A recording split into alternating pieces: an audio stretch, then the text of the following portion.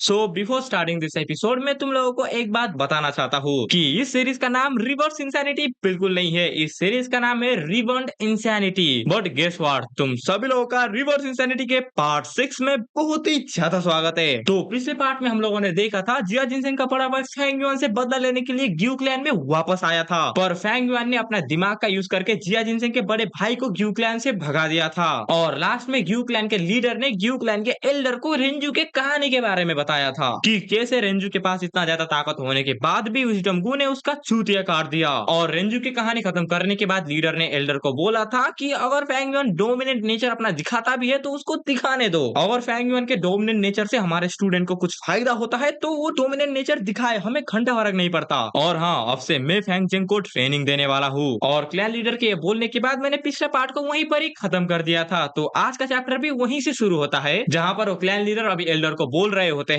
तुम्हें थोड़ा सा टोलरेंट करने के बारे में सीखना चाहिए। हम लोगों ने फैंग युआन को पहले एक जीनियस बोल के बढ़ावा दे दिया था, पर लास्ट में वो एक ऑर्डिनरी मोटल ही निकला। और इसीलिए फैंग युआन अपने क्लैन के लिए ही हॉस्टल होना ये बात नॉर्मल है। और तुमने अभी देख भी लिया कि फैंग युआन बहुत ही ज्यादा चाइल्डिश है, बिकॉज उसने अभी हमसे लिक्विड वर्म को भी छुपाने का कोशिश किया। और अभी हम लोग फैंग युआन को विजडम गू से कंपेयर करके हम लोग फैंग युआन के बारे में बहुत ही ज्यादा सोच रहे हैं। अगर फैंग युआन मिडिल स्टेज में चुपचाप पहुंच जाता और क्लास का चेयरमैन का पोजीशन को भी अपना लेता तो हम लोग सोच सकते थे कि फैंग युआन शायद पीठ पीछे कुछ ना कुछ तो गड़बड़ी कर रहा है। पर फैंग युआन ने ऐसा बिल्कुल भी नहीं किया। रेंजू रूल्स एंड रेगुलेशन की मदद से विजडम गू को अपने काबू में करना चाहता था, पर इनफैक्ट उसने रूल्स एंड रेगुलेशन के नाम को विजडम गू को ही बता दिया। और अगर तुम रूल्स एंड रेगुलेशन के साथ बाकी लोगों को अपना कहा मानने के लिए बोलोगे तो इससे वो लोग और भी ज्यादा दूर चले जाएंगे। इसका मतलब वो लोग तुम्हारी बातें नहीं मानेंगे। और ऊपर से फैंग युआन तो सिर्फ एक थर्ड क्लास का टैलेंट है, शायद 10 साल के बाद भी वो लो रैंकिंग क्लैन एल्डर तक ही पहुंच पाएगा। पर उसका ब्लड रिलेटेड ब्रदर फैंग जेंग, और ये बोल के तुम समझ रहे हो कि मैं तुम्हें क्या बताना चाहता हूँ। जिसमें क्लैन एल्डर अभी लीडर को बोलता है कि हाँ क्लैन हेड, मैं समझ गया कि आप मुझे क्या बताना चाहते हो। आप यही बताना चाहते हो कि क्लैन रूल्स तो कब का डेड हो चुके हैं, पर हम लोग फैंग युआन के ब्रदर की मदद से उसको भी काबू में कर सकते हैं। पर अभी यहाँ पर ना एक क्या आ जाता है, मतलब कि अगर वो कोई दूसरा ब्रदर होता तो शायद वो लोग उसको काबू में कर सकते थे, पर भाई वो फैंग युआन है जो फैंग जेंग के बारे में घंटा नहीं सोचता, तो इनका ये प्लान तो फेल होने वाला है, ये तो मैं अभी से ही बता सकता हूँ। उसके बाद वो क्लैन लीडर क्लैन एल्डर को अभी बोलते हैं the sea is connected to thousand of rivers and it requires great capacity. और भाई लोग मैं सच बोलूंगा कि इसका हिंदी में ट्रांसलेशन क्या होता है ये मुझे पता है, ठीक है मुझे पता है, पर ये चीज आखिर फैंग युआन से कैसे जुड़ा है ये मुझे नहीं पता। उसके बाद अभी हम लोग जिया जिनसेंग के बड़े भाई और उसके आदमी को देखते हैं, जहाँ पर उनके आदमी अभी जिया जिनसेंग को बोल रहे होते हैं मास्टर अगर हम लोग ऐसे ही वापस चले गए तो हम लोग हमारे एल्डर को क्या बताएंगे, क्या हम लोग किसी दूसरे बंदे के ऊपर ब्लेम डाल दे। जिसमें जिया जिनसेंग अभी अपने आदमी को बोलता है क्या तुम्हें पता है कि स्ट्रेंथ और विजडम गू के सिवा रेंजू ने और कौन कौन से गू को पकड़ा था। उस टाइम पे जब विजडम गू चली गई थी तब रेंजू ने और 3 गू को पकड़ा था, जिनका नाम था belief goo, suspicious goo and attitude goo. रेंजू ने कभी भी उन 3 गू को जाने देने के लिए नहीं सोचा, और इसीलिए रेंजू ने उन तीनों से एक बेट किया। रेंजू ने उन गू को बोला कि वो उन्हें जाने देगा, पर उन्हें 3 डिफरेंट डायरेक्शन में भागना पड़ेगा, और जो भी रेंजू से कैप्चर हो जाएगा उसे रेंजू की बात मानना पड़ेगा। और क्या तुम्हें पता है कि रेंजू ने लास्ट में कौन से गू को पकड़ा था। जिसमें जिया जिनसेंग का आदमी बोलता है हाँ मुझे पता है, उसने एटीट्यूड गू को पकड़ा था। और क्या तुम्हें पता है कि उसने एटीट्यूड गू को क्यों पकड़ा था। जिसमें जिया जिनसेंग का बंदा बोलता है कि नहीं मुझे नहीं पता। इसीलिए जिया जिनसेंग का बड़ा भाई अभी बोलता है बिकॉज एटीट्यूड मीन्स एवरीथिंग। जब से जिया जिनसेंग मिसिंग हुआ है तभी से मैंने इन्वेस्टिगेशन शुरू कर दिया था, इसीलिए इन्वेस्टिगेट करते करते मैं ग्यू विलेज में भी वापस गया। ऐसे रिस्की टाइम में जहाँ पर वो क्लैन भी मेरे ऊपर अटैक कर सकते थे मैंने उनको कॉन्फ्रंट किया। मुझे थोड़ा सा शक था कि शायद यही क्लैन ने मेरे भाई को मारा है, इसीलिए मैं उनके साथ बैठा भी नहीं। और फैंग युआन के बातों को वेरीफाई करने के लिए मैंने रैंक 4 का बम्बू जेंटलमैन का भी यूज कर दिया।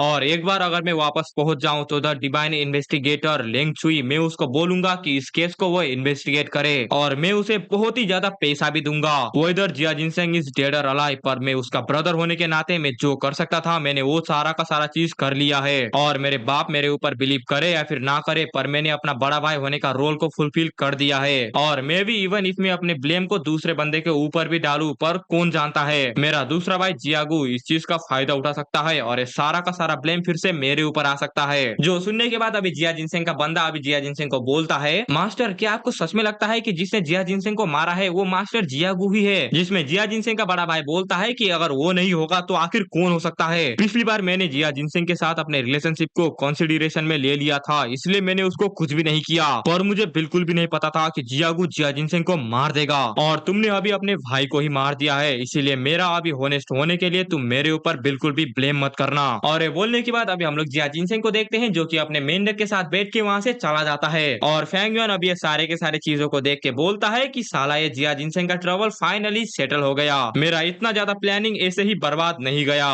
और मैंने अभी जो किया इसके बाद अभी जिया फैमिली के अंदर ही अंदर फाइट होगा। और मैं सोच रहा हूँ कि क्या गू कॉन्फ्रेंस जितना टाइम में होना चाहिए था उससे बहुत ही जल्दी होने वाला है। और या मुझे याद आया कि अभी जिया जिनसेंग का बड़ा भाई उस इन्वेस्टिगेटर को भी तो इस केस को इन्वेस्टिगेट करने के लिए बोलने वाला है और मुझे जहाँ तक पता है कि वह इन्वेस्टिगेटर भी एक राइटियस कल्टीवेटर ही है, पर कितनी सेम की बात है कि वह अभी इतना ज्यादा बिजी है, इसलिए उसको वापस आने में 2-3 साल का तो टाइम लग ही जाएगा। और राइटियस पाथ मतलब वो बंदे जो कि बिना किसी रीजन से बाकी लोगों को नहीं मारते और वो लोग बहुत ही ज्यादा शांति में कल्टीवेट करते हैं। और जो पाथ अभी फेंग युआन ने लिया है यानी कि डिमोनिक पाथ, उसका मतलब कि उसमें लोगों को मारा जाता है और मारने के बाद उनका ही एसेंस को लेके जो है कल्टीवेट किया जाता है। और फेंग युआन तो अभी सोच रहा होता है कि जब तक वो इन्वेस्टिगेटर आएगा तब तक तो मैं शायद रैंक 2 का या फिर 3 का गू मास्टर बन जाऊंगा और उस टाइम पे मैं उस इन्वेस्टिगेटर को भी बहुत ही आसानी से मसल दूंगा। और ये सोचने के बाद मुझे पता नहीं क्यों पर मुझे एक कहानी के बारे में याद आ रहा है, एक कहानी जहाँ पर 2 मंकी ने मून को पकड़ने की कोशिश किया था। और सुनो, अभी जो फेंग युआन बोलना चाहता है ना वो मुझे बिल्कुल भी समझ नहीं आ रहा, बिकॉज फेंग युआन अभी बोलता है कि उन बंदरों ने एक दूसरे का मदद लेके उस मून को तो पकड़ लिया पर उसका रिफ्लेक्शन अभी पानी में बना था जिसकी वजह से वो मून स्कैटर्ड हो गया। और इस दुनिया के लोग भी इसी तरीके के हैं, वो लोग सिर्फ मून के रिफ्लेक्शन को ही देखते हैं और वो लोग रियल थिंग को नहीं देखते। और वो मून किसी भी कुएं में नहीं बल्कि उनके आंखों में और उनके हॉट में है। और ये बोलने के बाद फेंग युआन फिर से एक पोएम मारता है और फेंग युआन अभी बोलता है कि इस दुनिया में मैं एक रियल मून बन के दिखाऊंगा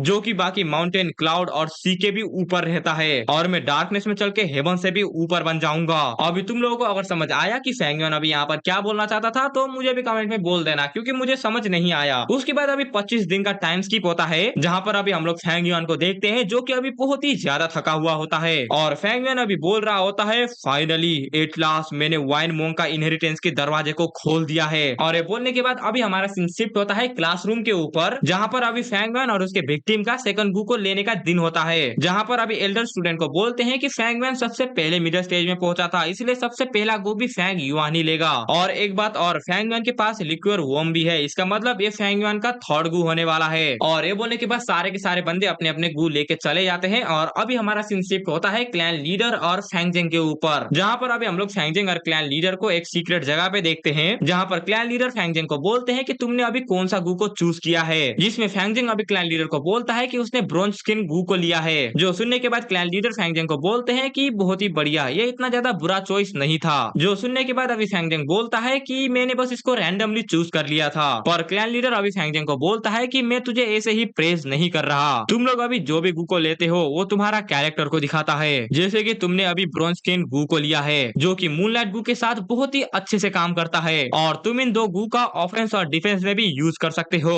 और ये हमें ये दिखाता है कि तुम्हारा पर्सनालिटी बहुत ही ज्यादा काम है और इस दुनिया में soft and hard, yin and yang, इनकी ही मदद से तुम इस दुनिया के किंग बन सकते हो। और अगर मैं बाकी स्टूडेंट के बारे में बात करूँ तो मोबे ने एक yellow camel long horn beetle को लिया था जिस गू की मदद से मोबे का स्टेमिना बढ़ जाता है जिसकी वजह से वो फाइट में थोड़ा सा और भी ज्यादा टिक पाएगा। और ये चीज हमें ये दिखाता है कि मोबे अगर किसी चीज के बारे में डिटरमाइंड है तो वो कभी भी पीछे नहीं हटेगा। और चीचैंग ने भी ड्रैगन पिल क्रिकेट को लिया था जिसकी मदद से उसका डोजिंग एबिलिटी बढ़ जाएगा और इससे हमें यही पता चलता है कि चीचैंग का ड्यूरेबिलिटी बहुत ही ज्यादा कम है और वो टैक्टिक बनाने में बहुत ही ज्यादा अच्छा है। जो सुनने के बाद अभी फेंगजेंग क्लैन लीडर को बोलता है तो आखिर मेरे ब्रदर ने क्या चूज किया, जिसमें क्लैन लीडर थोड़ी देर के लिए तो कुछ भी नहीं बोलते पर वो उसके बाद बोलते हैं तुम्हारे ब्रदर ने लिटिल लाइट गू को लिया है और ये गू ज्यादा कुछ भी नहीं करेगा, ये बस मूनलाइट गू का थोड़ा सा ताकत को बढ़ा देगा। और इस चीज से हमें यही पता चलता है कि तुम्हारा ब्रदर को बहुत ही ज्यादा गुस्सा आता है और वो सबको डोमिनेट करना चाहता है और वो बाकी लोगों को डोमिनेट करने के लिए कुछ भी कर सकता है। जो सुनने के बाद अभी फेंगजेंग भी बोलता है कि हाँ ये बात तो सही है, पर अभी दूसरी तरफ लीडर सोच रहे होते हैं मैंने मोबे और चिंगचैंग को इसके लिए एनालाइज किया, मैं चाहता था कि ये मेरे इंटेंशन को समझ जाए पर ये मेरे इंटेंशन को अभी नहीं समझ पाया है। इसने मुझसे फेंग युआन के बारे में भी पूछा, शायद मुझे ऐसा लगता है कि ये फेंग युआन के शैडो में दब चुका है। इफ ओनली अगर फेंगजेंग के पास फेंग युआन का इंटेलिजेंस होता तो इसके लिए ये बहुत ही ज्यादा अच्छा होता। पर अगर हम लोग पॉलिटिकल विजडम के बारे में बात करें तो फेंग युआन की एबिलिटी बहुत ही ज्यादा अच्छी है। और ये सोचने के बाद अभी लीडर फेंगजेंग को बोलते हैं ओ फेंग युआन क्या तुम्हें पता है कि ये चीज क्या है, जिसमें फेंगजेंग अभी क्लैन लीडर को बोलता है कि ये तो एक जेड स्किन गू है। जो सुनने के बाद लीडर अभी फेंगजेंग को बोलते हैं कि हाँ है ना ये बहुत ही ज्यादा अच्छा, क्योंकि ये तुम्हारे बहुत ही कम प्रीमिलेशन को खाएगा और तुम्हें बहुत ही ग्रेटर डिफेंस देगा। तो क्या तुम क्या सोचती हो कि क्या तुम्हें ये चाहिए? जिसमें फैंगजेंग क्लैन लीडर को बोलता है कि ऑफ कोर्स मुझे ये चाहिए, पर लीडर अभी फैंगजेंग को बोलते हैं कि मैं तुझे ये ऐसे ही नहीं दूंगा, तुझे मेरे एक कंडीशन को भी मानना पड़ेगा। तुझे अपने क्लास में पहला बंदा होना पड़ेगा जो कि रैंक 2 के गू मास्टर तक पहुंचा, और कल्टीवेशन में अपने क्लास में फर्स्ट प्लेस पे आना पड़ेगा, जिसके बदले में मैं तुम्हें ये जेड स्किन गू दूंगा। जो सुनने के बाद अभी फैंगजेंग भी थोड़ा सा डर जाता है, बिकॉज रैंक 2 में ब्रेक थ्रू करना छोटी मोटी बात नहीं है। पर लीडर अभी फैंगजेंग को बोलता है कि क्या तुम डर गए? अगर तुम डर गए हो तो मैं इसको किसी और को दे दूंगा, शायद मैं इसको फैंगमैन को ही दे देता हूँ। पर फैंगजेंग अभी चिल्ला के बोलता है मैं आपसे प्रॉमिस करता हूँ इस बार मैं जीत के ही रहूंगा, इस बार मैं सबको सरपास कर दूंगा और सबसे पहले रैंक 2 का गू मास्टर बनूंगा। जो सुनने के बाद अभी क्लैन लीडर भी हंसते हैं, और ये होने के बाद अभी हमारा सीन शिफ्ट होता है फैंग युआन के ऊपर, जहाँ पर वो उसी इनहेरिटेंस वाली जगह के सामने होता है। और फैंग युआन अभी बोल रहा होता है ये पत्थर जिसने इस एंट्रेंस को ब्लॉक किया था ये बहुत ही ज्यादा स्मूथ था, और इसलिए ये बहुत ही ज्यादा ऑब्वियस है कि ये एक मैन मेड स्ट्रक्चर है। उस फ्लावर वाइन मॉन्क ने इधर एक पत्थर को रख दिया था ताकि वो मेरे पाथ को ब्लॉक कर पाए, पर आखिर उसने ऐसा किया क्यों होगा? शायद मैंने किसी चीज को मिस कर दिया है, पर आखिर वो कौन सा चीज है? और ये बोलने के बाद अभी फैंग युआन का एक जगह पे नजर जाता है, और जैसे ही फैंग युआन उस जगह में थोड़ा सा खोदता है उसको वहाँ पर एक ट्रेजर मिलता है, और तभी वो ट्रेजर भी खुल जाता है जिसके अंदर एक व्हाइट बोर गू होता है। जो देखने के बाद अभी फैंग युआन समझ जाता है कि ये बोर गू किसी भी इंसान का स्ट्रेंथ को बढ़ाने में मदद करता है, और फ्लावर वाइन मॉन्क चाहता था कि फैंग युआन पहले तो इसको रिफाइन करे और उसके बाद उस बोल्डर को वहाँ से हटा दे, पर फैंग युआन ने उस स्टेज को इस गू का बिना मदद लिए ही पहले ही पार कर दिया। और फैंग युआन अभी इस गू को देखने के बाद सोचता है ये व्हाइट बोर गू पोर्क को खाता है, पर इस दुनिया में पोर्क बहुत ही ज्यादा महंगा है, और ऊपर से अगर मैं लार्ज अमाउंट में पोर्क को लेके आऊंगा तो लोग मेरे ऊपर सस्पिशियस हो सकते हैं। और इसको देख के तो मुझे अभी ऐसा ही लगता है कि अभी मेरे पास दूसरा ही रास्ता बचा हुआ है कि मुझे अभी खुद ही जाके उन सुअर को मारना पड़ेगा। और ये बोलने के बाद अभी फैंग युआन जंगल के थोड़ा सा अंदर जाता है जहाँ पर उसे सुअर के फुटप्रिंट मिलते हैं, और थोड़ा सा दूर जाने के बाद अभी फैंग युआन देखता है कि वो सुअर तो मर चुका है, और फैंग युआन अभी उस सुअर का हालत देख के समझ जाता है कि इसको हंटर नहीं मारा है, और ये सोच के अभी फैंग युआन उस सुअर को अपने लिए रख लेता है। पर फैंग युआन जब ऐसा कर रहा होता है तभी उसको पीछे से आवाज आता है, और बाय द वे ये लोग वही हंटर है जिन्होंने इस सुअर को मारा है। और अभी हम लोग उन हंटर को भी देखते हैं, और जो बंदा अभी बीच में है इसको तुम इन हंटर का लीडर समझ सकते हो। और जब वो लोग वहाँ पर पहुंचते हैं वो लोग देखते हैं कि एक बंदा उनका सुअर को लेने की कोशिश कर रहा है, इसीलिए वो लोग अभी फैंग युआन को बोलते हैं आखिर तू किस फैमिली का बच्चा है और क्या तू हमारे खाने को यहाँ से चुराने की कोशिश कर रहा है? अगर तू यहाँ पर मार खाना नहीं चाहता तो यहाँ से निकल जा। जो सुनने के बाद फैंग युआन अभी बोलता है क्या बोला कि मैं यहाँ से चला जाऊँ? और ये बोल के अभी फैंग युआन उनमें से एक हंटर का हाथ को काट देता है, इसीलिए बाकी हंटर को अभी पता चल जाता है कि फैंग युआन तो एक गू मास्टर है। जो देख के अभी दूसरे बंदे तो फैंग युआन के सामने झुक जाते हैं, पर उनका लीडर नहीं झुकता, और वो लीडर अभी अपने बंदों को बोलता है कि तुम किसी भी काम के नहीं हो, ये बस एक गू मास्टर है, और अगर मैंने इसको यहाँ पर मार दिया तो मैं तुम लोगों को अपने हाथों से मारूंगा। और फैंग युआन तो अभी उनके लीडर की बातें सुनने के बाद सोच रहा होता है कि बड़ी बड़ी बातें, वड़ा पाव खाते और हिला के सो जाते। नहीं नहीं, फैंग युआन ऐसा नहीं सोचता। फैंग युआन सोचता है इस बंदे को पता चल चुका है कि मैं एक गू मास्टर हूँ, पर फिर भी ये बंदा पैनिक नहीं कर रहा, इसके पास थोड़ा तो हिम्मत है। और सोच के अभी फैंग युआन उस बंदे के ऊपर मूनलाइट गू से अटैक करता है, जो कि उस बंदे के गाल से जाता है, और बेसिकली फैंग युआन अभी उस बंदे को जो है वार्निंग दे रहा है कि निकल जा, मैं तुझे नहीं मारूंगा। पर वो बंदा बहुत ही ज्यादा गुस्सा हो जाता है, इसलिए वो फैंग युआन के ऊपर अपने तीरों से अटैक करता है, जिससे फैंग युआन अभी बच जाता है, और वो अपने डिस्टेंस को उस बंदे से बहुत ही ज्यादा कम करने की कोशिश करता है। उसके बाद अभी उस लीडर के बंदे तो उसे बोल रहे होते हैं कि वो एक गू मास्टर है, उसके साथ मत लड़, पर वो बंदा अपने बंदों की नहीं सुनता और वो फैंग युआन से लड़ने की कोशिश करता है, और वो बंदा अभी फैंग युआन के ऊपर पंच भी मारने की कोशिश करता है, पर फैंग युआन उसके अटैक से बच जाता है। और इस मूव के बारे में उस बंदे को पहले से ही पता था, इसलिए वो फैंग युआन के ऊपर हाथ घुमा के अटैक करने की कोशिश करता है, पर जैसे ही वो अटैक फैंग युआन को लगने वाला होता है फैंग युआन अपने मूनलाइट गू का यूज करता है, जिसका रिफ्लेक्शन की वजह से वो बंदा डिस्ट्रैक्ट हो जाता है, इसलिए उसका अटैक फैंग युआन को नहीं लगता, और फैंग युआन घूम के मूनलाइट गू को उस बंदे के ऊपर मारता है। और जब तक उस लीडर का विजन वापस आता है तब तक वो मूनलाइट गू उस लीडर के बहुत ही पास चला जाता है, और वो मूनलाइट गू भी उस बंदे के ऊपर सक्सेसफुली लैंड कर जाता है, जो देख के उसके बंदे भी बहुत ही ज्यादा डर जाते हैं। और अभी हम लोग फैंग युआन के देखते हैं, और अभी हमें पता चलता है कि उस बंदे ने भी फैंग युआन के ऊपर किसी चीज से अटैक किया था, पर फैंग युआन घूम के उस चीज को डॉज कर लेता है, जो देख के अभी उस लीडर के बंदों को भी ऐसा लग रहा होता है कि शायद उनके लीडर ने इसको भी डॉज कर लिया, पर जैसे ही वो लोग ऐसा बोलते हैं उनके ऊपर उनका बॉस का खून आके लगता है, और अभी हम लोग देखते हैं कि फैंग युआन ने उस लीडर को मार दिया है। और ये सब देखने के बाद लीडर के बंदे तो अभी बोल रहे होते हैं हमें पता था कि हम लोग कभी भी गू मास्टर को नहीं हरा पाएंगे और हमें इनको प्रोवोक बिल्कुल भी नहीं करना चाहिए था। आखिर हम जैसे ऑर्डिनरी ह्यूमन ऐसे गू मास्टर को कैसे हरा सकते हैं। पर फैंगमैन अभी उन दो बंदों को बोलता है कि अगर तुम मरना नहीं चाहते तो मुझे तुम्हारे विलेज में लेके चलो, जिसमें वो दो बंदे ना चाहते हुए भी फैंगमैन को उनके विलेज में ले जाने के लिए मान जाते हैं। उसके बाद हमारा सीन शिफ्ट होता है उसी लीडर के विलेज के ऊपर, जहाँ पर हम लोग एक लड़की को देखते हैं जिसने अभी कुआं से पानी निकाला होता है। और उसके बाद तभी उसके पीछे एक ओल्ड मैन आता है और अभी हमें पता चलता है कि ये ओल्ड मैन उस लड़की का फादर है। उसके बाद वो ओल्ड मैन भी अपनी बेटी का पानी भरने में मदद करता है और प्लांट को पानी देने के बाद वो ओल्ड मैन अभी अपने बेटी को बोलता है, मैं अभी बहुत ही ज्यादा बूढ़ा हो चुका हूँ और तुम्हारा सेकंड ब्रदर भी इस विलेज को संभालने के लायक अभी हो चुका है, बट उसका हार्ट बहुत ही ज्यादा वाइल्ड है। बस थोड़े से मार्शल आर्ट और स्किल के साथ वो इस पूरे के पूरे माउंटेन में अकेले ही घूमना चाहता है और मैं तो चाहता हूँ कि कोई बंदा आए और वो उसको उसका औकात दिखा दे कि वो अभी इतना ज्यादा ताकतवर नहीं हुआ है। और ये बूढ़ा आदमी अभी अपने बेटे के बारे में बात कर रहा है जिसको फैंग युआन ने थोड़ी देर पहले ही निपटा दिया। उसके बाद वो बूढ़ा आदमी अभी अपनी बेटी को भी बोलता है कि तुम अभी बहुत ही बड़ी हो चुकी हो, इसीलिए तुम्हें भी अभी शादी कर लेना चाहिए, तुम्हारा लुक्स भी इतना ज्यादा बुरा नहीं है, इसीलिए तुम्हें एक अच्छी फैमिली मिल जाएगी। और जो भी ये हंटर का काम करते हैं उनका कभी भी एंड अच्छा नहीं होता।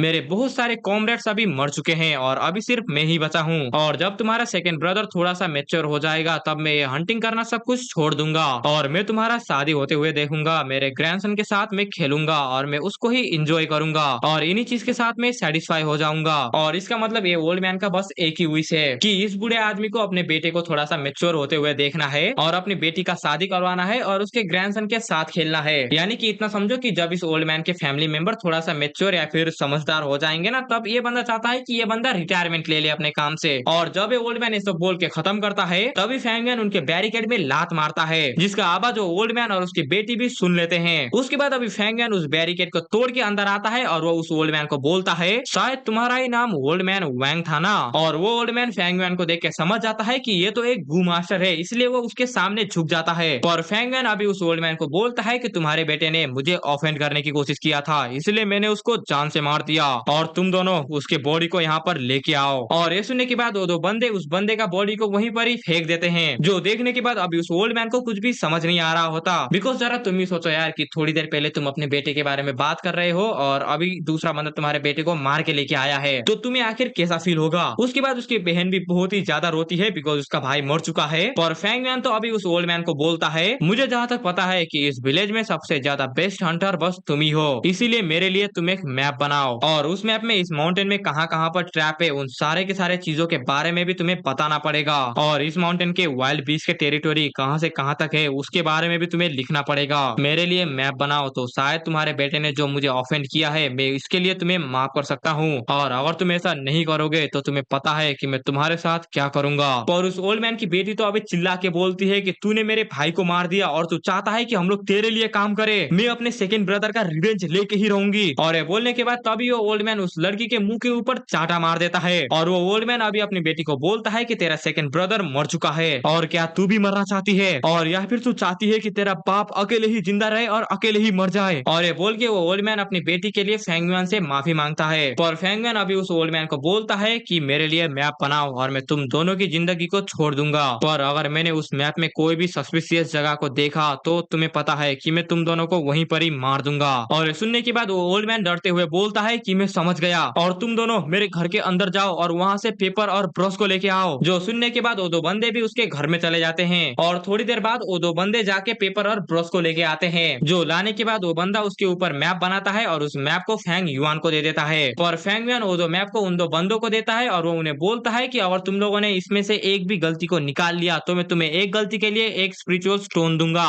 जिसमें वो दो बंदे बहुत ही ज्यादा ढूंढते हैं पर उनको कोई भी गलती नहीं मिलता, इसीलिए वो लोग उस मैप को फैंग युआन को वापस दे देते हैं और उसे बोलते हैं कि इसमें जहां पर भी ट्रैप का मार्क लगाया हुआ है वो सारी की सारी जगह करेक्ट है। जो सुनने के बाद अभी वो ओल्ड मैन फैंग युआन को बोलता है, गू मास्टर प्लीज हमारे लाइफ को छोड़ दीजिए, हम आपके अपोज कभी भी जाने की कोशिश नहीं करेंगे। जो सुनने के बाद फैंग मैन अभी उस ओल्ड मैन को बोलता है कि क्या तू सच बोल रहा है, जिसमें वो ओल्ड मैन भी बोलता है कि हाँ मैं सच बोल रहा हूँ। और फैंग मैन अपने मूनलाइट गू को बनाते हुए बोलता है कि मैं तेरे ऊपर विश्वास नहीं करता, और ये बोल के फैंग मैन उस ओल्ड मैन का गर्दन उड़ा देता है। जो देखने के बाद वो लड़की भी अपने बाप के पास जाने की कोशिश करती है पर फैंग मैन उसके ऊपर मूनलाइट ब्लेड से अटैक करता है, जिसकी वजह से वो लड़की भी वहीं पर ही मर जाती है। और तुम लोग जरा इस पैनल को देखो, सच में भाई मैं कैसे बताऊं कि फैंग मैन ने अभी तक जो भी किया वो देख के मुझे बहुत ही ज्यादा ज्यादा अच्छा लग रहा था, पर ये देखने के बाद मुझे बहुत ही ज्यादा बुरा लगा था कि भाई उस ओल्ड मैन का कसूर ही क्या था। वो तो बस चाहता था कि वो बस रिटायर हो जाए और अपना हैप्पी लाइफ को जिए, पर फेंग युआन ने उसके पूरे के पूरे फैमिली को ही यहीं पर ही मार दिया। उसके बाद अभी हम लोग उस लीडर के उन दो चमचों को देखते हैं जो कि फेंग युआन से अपने लाइफ की भीख मांग रहे होते हैं। पर फेंग युआन अभी उन दोनों बंदों को बोलता है कि तुम दोनों खड़े हो जाओ, और हर एक हंटर के पास बीस्ट स्किन मैप होता है जहाँ पर बीस्ट का टेरिटोरी को बहुत ही एक्यूरेटली मार्क किया जाता है। अगर तुम लोगों ने उस स्किन मैप को ढूंढ लिया तो मैं तुम्हारे लाइफ को स्पेयर कर सकता हूँ, इसलिए जाओ और जाके उसको ढूंढो।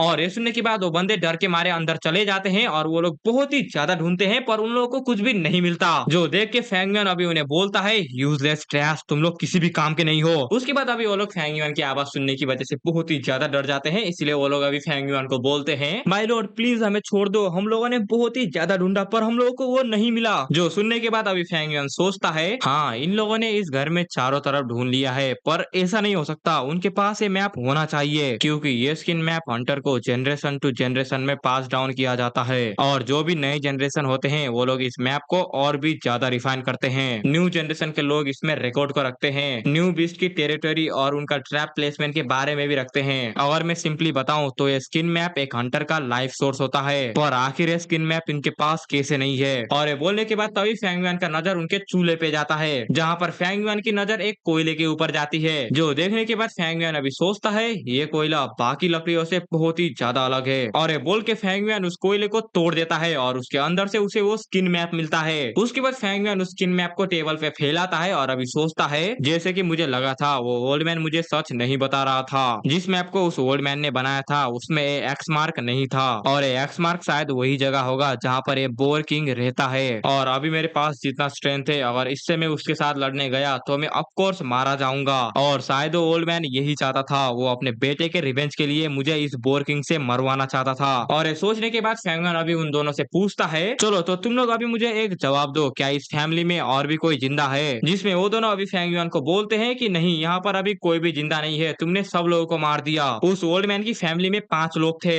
उसकी वाइफ जो कि बहुत ही पहले ही मर गई, उसके बाद उसके 3 बच्चे जिनमें से 2 को तुमने अभी ही मार दिया, और उसका एल्डेस्ट बेटा वो तो 3 साल पहले ही मारा गया था जब वो माउंटेन में हंटिंग के लिए गया था। जो सुनने के बाद फेंग युआन उसे बोलता है, बस इतना ही। पर वो बंदा और बोलता है, नहीं, उस बड़ी वाली की भी वाइफ थी जो भी मर गई थी। मैंने ऐसा सुना था कि उस ओल्ड मैन ने अपनी डॉटर इन लॉ को खुद ही मार दिया था, और आपने तो इस फैमिली को मार के हम सिटीजन के लिए बहुत ही ज्यादा अच्छा कर दिया है। जो सुनने के बाद फेंग युआन अभी उन दोनों को बोलता है, मेरा कहीं भी गांड चाटना बंद करो, मैं बस यहाँ पर मैप के लिए आया था, इसलिए तुम लोग यहाँ से अभी जा सकते हो। जो सुनने के बाद वो दो बंदे तो बहुत ही ज्यादा खुश होते हैं, पर वहाँ पर तभी तीसरा बंदा आ जाता है जो कि फेंग युआन को रुकने के लिए बोलता है, और वो बंदा अभी फेंग युआन को बोलता है, तुम लोग यहाँ से नहीं जा सकते, बिकॉज तुम्हें मुझे बताना पड़ेगा कि आखिर यहाँ पर क्या हुआ, और मेरा नाम है जियान जी, और मैं एक ग्यू क्लैन का एक गू मास्टर हूँ, और आखिर तुम लोग हो कौन? जो सुनने के बाद अभी फेंग युआन सोच रहा होता है, एक गू मास्टर। और ये सुन के अभी मुझे याद आया कि हमारा विलेज गू मास्टर को अपनी सराउंडिंग को गार्ड करने के लिए भेजता है, और शायद ये बंदा भी उन्हीं में से एक होगा। और ये सोचते हुए अभी फेंग युआन अपने हाथों में मूनलाइट गू को बना रहा होता है। जो देखने के बाद वो बंदा अभी फेंग युआन को बोलता है,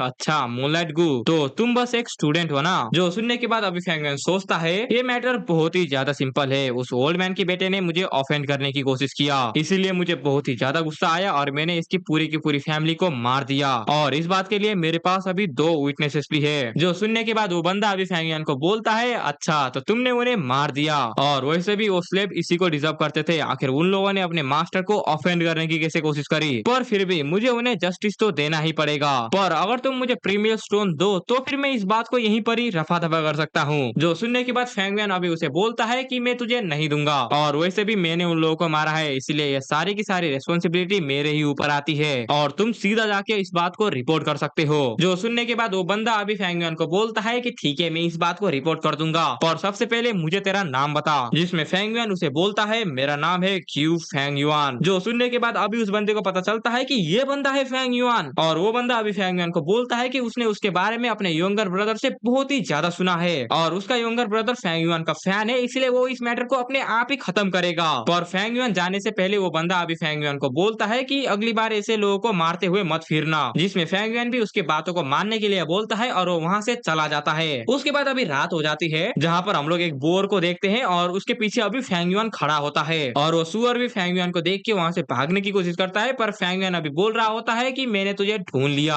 और नेक्स्ट पैनल में हम लोग देखते हैं कि फेंग युआन ने उस सुअर को मार दिया है और फेंग युआन उस सुअर को मारने के बाद सोचता है कि इसको मारना मैंने जितना सोचा था उससे भी बहुत ही ज्यादा मुश्किल था। और ये बोलने के बाद फेंग युआन अभी अपना व्हाइट बोर गू को निकालता है जो कि उस सुअर को खाना शुरू करता है और कुछ टाइम में वो गू उस सुअर को पूरा खा के खत्म कर देता है। उसके बाद अभी फेंग युआन उस गू को रिफाइन करने की कोशिश करता है और रिफाइन करते हुए अभी फेंग युआन सोचता है अभी व्हाइट बोर गू को शायद 5 दिनों के लिए भूख नहीं लगेगा और इतने टाइम में मैं इसको और भी ज्यादा रिफाइन कर सकता हूँ। इसको रिफाइन करने में तो बहुत ही ज्यादा टाइम लगेगा पर अगर मुझे अपने फर्स्ट टेस्ट को पास करना है तो मुझे अभी बहुत ही ज्यादा शिकार करना पड़ेगा। और ये बोलने के बाद अभी 6 महीने का टाइम स्किप होता है और अभी हम लोग फैंगजिंग को देखते हैं जो कि अपने क्लास में सबसे पहले रैंक 1 का पीक स्टेज में पहुंच जाता है और इसके लिए एल्डर उसे बहुत ही ज्यादा प्रीमियर स्टोन भी देता है। और फैंगजिंग तो अभी अपने क्लास में फर्स्ट आने की वजह से बहुत ही ज्यादा खुश होता है पर दूसरी तरफ फेंग युआन अभी बस सो ही रहा होता है। उसके बाद बाकी स्टूडेंट ये सब देख के सोच रहे होते हैं कि ये साला ए क्लास का था तो ऐसा तो होना ही था,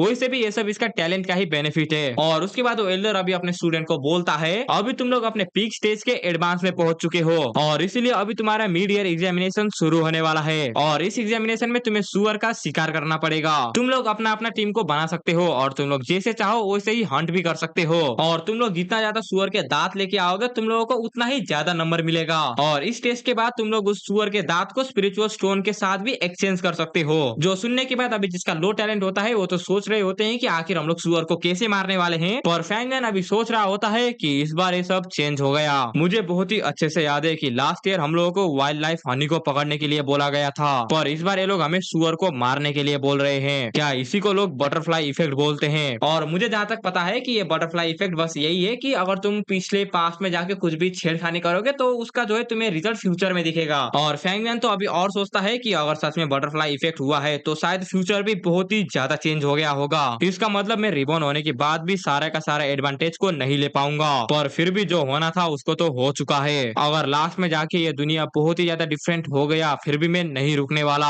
पर इस बार का रिवार्ड बहुत ही ज्यादा अच्छा है। मैंने पहले ही बहुत ही ज्यादा सुअर को मार के उसके दांत को कलेक्ट कर लिया है और क्या मैं इन सारे के सारे दांतों को कैश के लिए एक्सचेंज कर दूं? पर नहीं, मैं ऐसा नहीं कर सकता। अगर मैं ऐसा करूंगा तो मैं बहुत ही ज्यादा रिस्क में पड़ जाऊंगा। बहुत सारे लोग मेरे ऊपर सस्पिशियस हो सकते हैं जिसकी वजह से मैं शायद एक्सपोज भी हो सकता हूँ और ऊपर से मैं अभी बहुत ही ज्यादा ऑकवर्ड सिचुएशन में हूँ। ये क्लैन मेरे ऊपर बिल्कुल भी विश्वास नहीं करता और जितना ज्यादा मेरा कल्टीवेशन हाई होता जाएगा ये क्लैन के हायर अप्स मेरे ऊपर उतना ही ज्यादा नजर रखेंगे। अभी मेरा जैसा इमेज इस क्लैन में है ये बहुत ही ज्यादा बुरा है। मुझे अपने इमेज को जैसे भी करके ठीक करना ही पड़ेगा पर आखिर में क्या करूँ? और ये बोलने के बाद तभी फेंग युआन का नजर जाता है फेंग जेंग के ऊपर। इसका मतलब फेंग युआन इन स्टूडेंट के साथ ही कुछ करने वाला है। उसके बाद अभी फेंग जेंग तो फेंग युआन को बोल रहा होता है कि इस बार तुम हमें नहीं लूट सकते। तुमने देख लिया ना कि तुम आज मुझसे हार गए, इसलिए तुम अभी मुझे बिल्कुल भी नहीं हरा सकते। जो सुनने के बाद फेंग युआन अभी फेंग जेंग को बोलता है कि तुम बस हमेशा नॉनसेंस ही बातें करते रहते हो। जो सुनने के बाद फेंग जेंग अभी फेंग युआन को बोलता है कि आज तो मैं तुझे मार के ही रहूंगा। और ये बोलने के बाद फेंग जेंग अभी अपना ट्रेनिंग को याद करता है और फेंग जेंग अभी फेंग युआन को बोलता है आ जाओ भाई, मैं आज तुम्हें दिखाने वाला हूँ कि मैं पूरी तरीके से बदल गया हूँ। और ये बोलने के नेक्स्ट पैनल में ही हम लोग देखते हैं कि फेंग युआन ने फेंग जेंग को मार के सुला दिया है और फेंग जेंग तो अभी बहुत ही ज्यादा फ्रस्ट्रेट होने की वजह से बोल रहा होता है कि आखिर ये सब मेरे साथ ही क्यों होता है। पर फेंग युआन अभी फेंग जेंग को बोलता है कि खुद को बहुत ही ज्यादा लकी समझो बिकॉज अब से मैं तुमसे बिल्कुल भी स्पिरिचुअल स्टोन नहीं लेने वाला।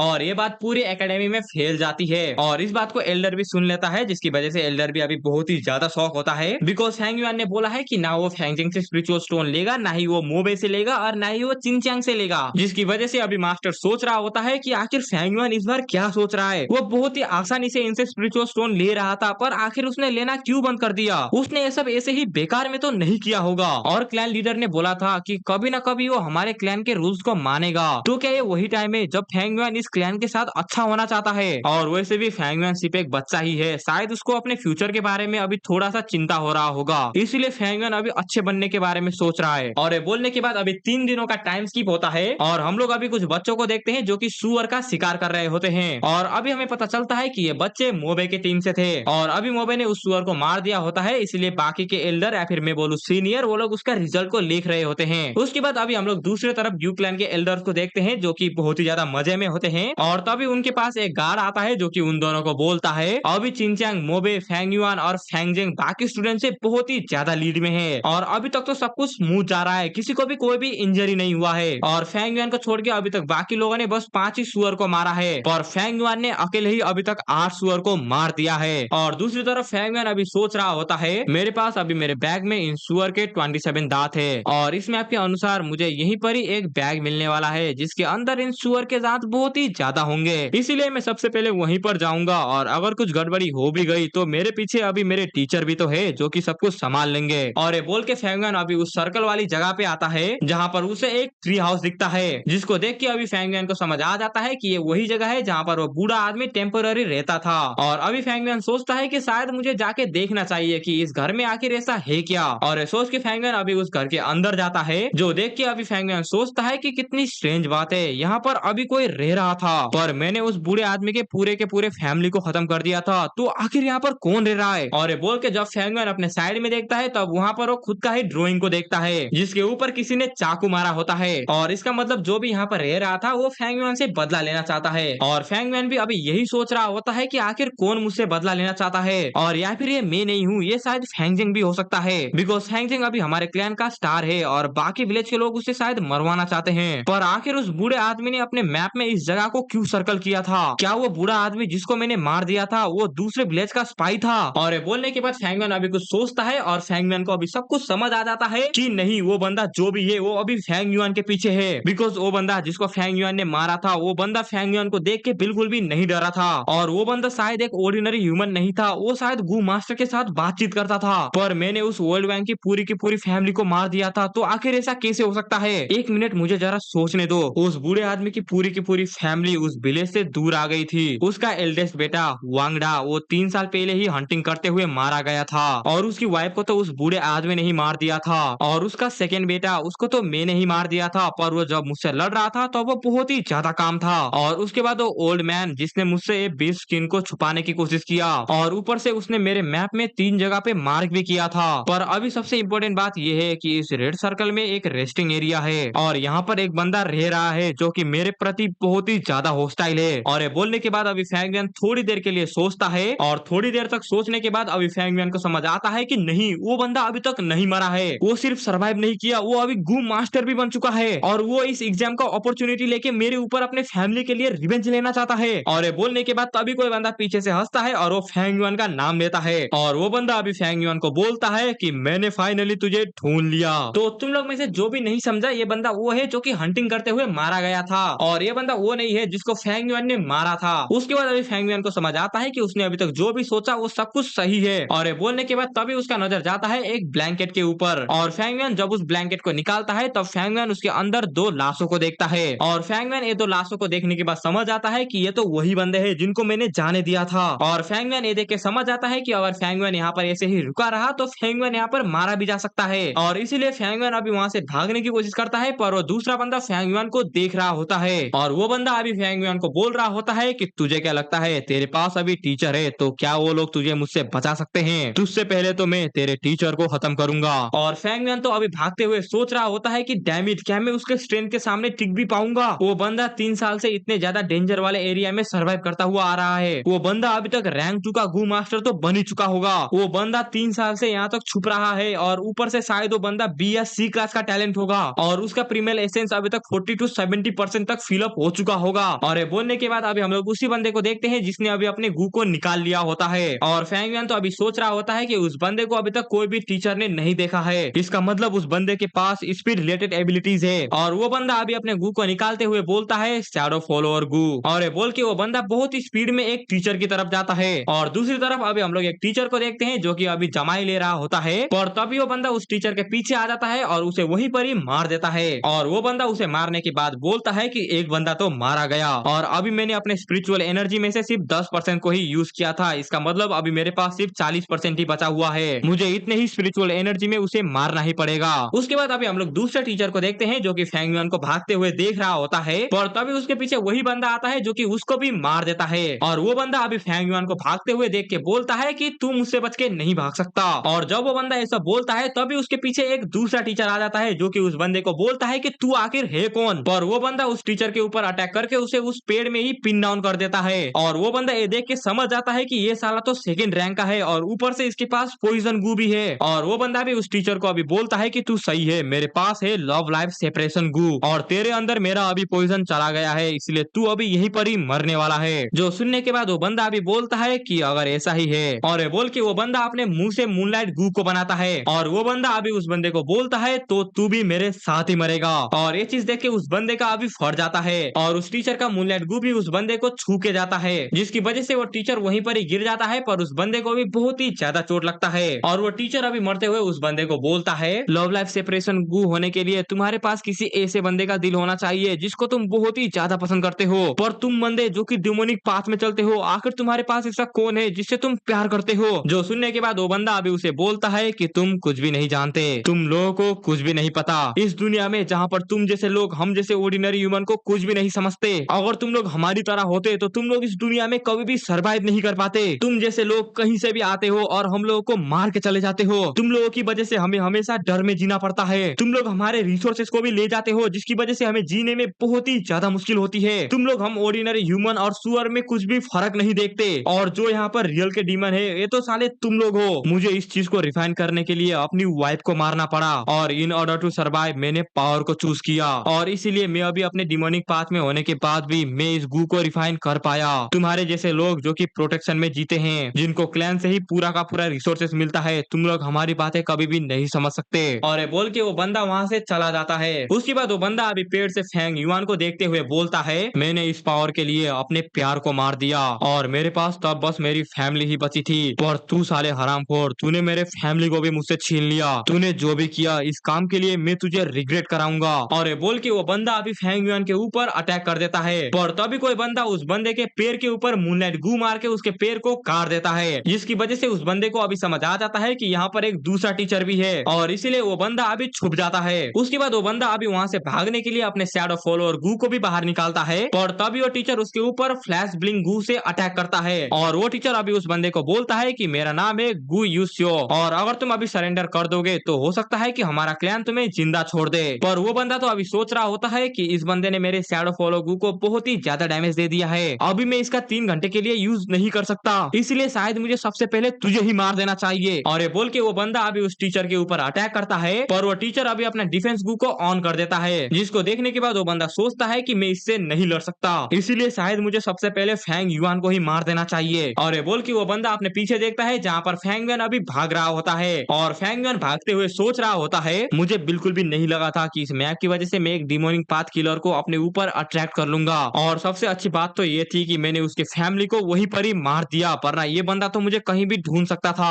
और ये बोलने के बाद अभी हम लोग उसी बंदे को देखते हैं जो कि फेंग युआन के बहुत ही करीब आ चुका होता है, और वो बंदा तो अभी फेंग युआन के ऊपर अटैक करने वाला होता है, पर फेंग युआन तो अभी बोल रहा होता है कि उस बंदे के पास अभी भी इंफॉर्मेशन नहीं है, तो इसलिए शायद उसे बिल्कुल भी पता नहीं होगा। और ये बोलते हुए अभी फेंग युआन हंस रहा होता है, और फेंग युआन अभी हंसते हुए बोल रहा होता है कि मेरे पास भी एक ट्विन ब्रदर है। तो अभी फेंग जिन के साथ क्या होगा और फेंग युआन के साथ क्या होगा, ये तो तुम्हें इस वीडियो के नेक्स्ट पार्ट में ही पता चलेगा। और आज की वीडियो के लिए बस इतना ही, तब तक के लिए तुम लोग मेरा इन दो में से कोई भी वीडियो जाके देख सकते हो, दोनों के दोनों वीडियो बहुत ही ज्यादा बैंगर है, और मैं तुम लोगों से इन्हीं दो वीडियो में मिलूंगा। तब तक के लिए एज ऑलवेज गुड बाय।